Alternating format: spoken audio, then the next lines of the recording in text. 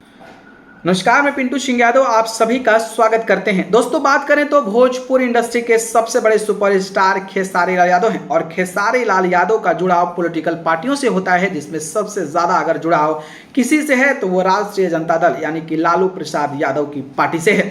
आपको पता होगा कि बीच में एक कंट्रोवर्सी हुआ था मगहिया जवान और खेसारी लाल यादव को लेकर। मगहिया जवान जो है वो कुछ इस तरीके का अभद्र भाषा का उपयोग खेसारी लाल यादव और उनके परिवार वालों के लिए किया था, जिसको लेकर खेसारी लाल यादव ने बिहार सरकार को ट्वीट किया। इसके अलावा जो है उन्होंने कई सारे एफआईआर भी किए, जिसके बाद कड़ा एक्शन लिया गया और मगहिया जवान को सलाखों के पीछे भेज दिया गया।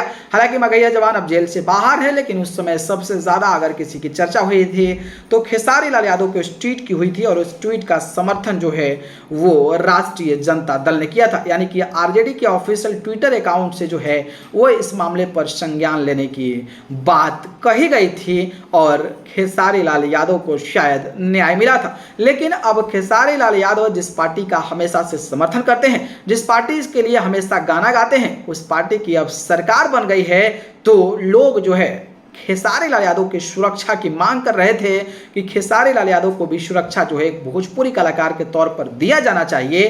तो अब उनके समर्थित पार्टी की सरकार बन गई है, तो अब देखना दिलचस्प होगा कि खेसारी लाल यादव को क्या तेजस्वी सरकार कौन सी सुरक्षा प्रदान करती है, और जो खेसारी लाल यादव हैं उनको बिहार में किसी तरीके से कोई कमी ना रह जाए, उनके मंच के कार्यक्रमों में हंगामा ना हो, उनकी सुरक्षा जो है वो अब कहीं ना कहीं आरजेडी देना स्वाभाविक है, आरजेडी को देना स्वाभाविक है। और अब देखना दिलचस्प होगा कि जब सरकार बनकर जब मामला शांत होता है तो आखिरकार खेसारी लाल यादव को जो बिहार सरकार है वो कौन सी सुरक्षा मुहैया कराती है। यह बेहद देखना दिलचस्प होने वाला है। लेकिन आपको क्या लगता है, अपनी प्रतिक्रिया हमें कमेंट बॉक्स में बताइए। धन्यवाद।